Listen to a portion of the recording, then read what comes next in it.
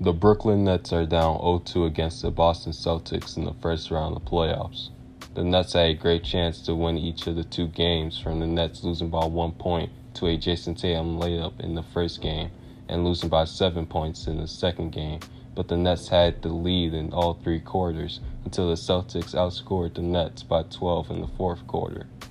The Celtics defense is playing a huge part in the Nets not playing well, especially from their defense making it difficult for Kevin Durant to make a shot. Kevin Durant attempted 24 field goals in Game 1 and only made 9.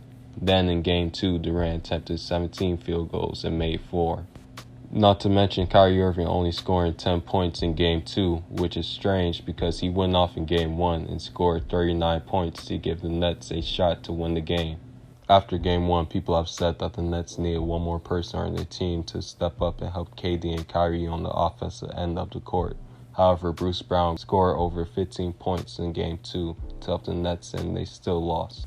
So people can't blame the Nets role players for their struggles against Boston. What people should blame is the Nets coaching staff for not making any adjustments to get their players open shots, because when KD goes one-on-one with one of the Celtics defenders, they double team him, so he will have to take a tough shot or pass the ball to someone else. A stat that helps my reasoning on why the Nets have to make some adjustments in the next game against Boston is Kevin Durant missing all of his 10 shots and having 4 turnovers in the second half of Game 2. Even though Kevin Durant said he has to be better when the ball is in his hands, the Nets coaching staff still needs to help Kevin Durant adapt to the Celtics defense. Game 3 is a must-win for the Nets, because if the Nets lose, then they will be down 0-3 against the Celtics, which will make it nearly impossible for the Nets to come back and win the series. A few things that the Nets can look forward to is that they're going to be back at home starting in Game 3, and Ben Simmons might make an appearance in Game 4. However, it's going to be tough for the Nets to win the series with them being down 2-0 to the Celtics.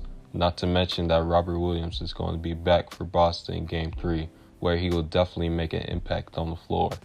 I think the Nets can still go on and win the series against the Celtics because they have Kevin Durant and Kyrie Irving on their team, who some say are the most skilled duo in the NBA.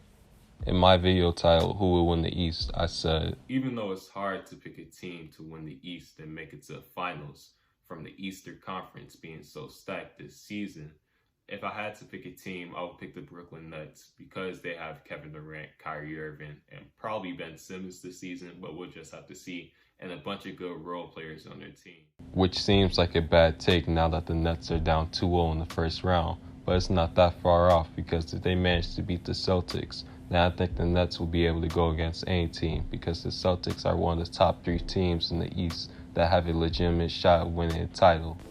The Brooklyn Nets have faced a lot of challenges throughout the season that has made their shot at winning a title more difficult. And if they lose in the first round to the Celtics, then it will just add on to their unusual season.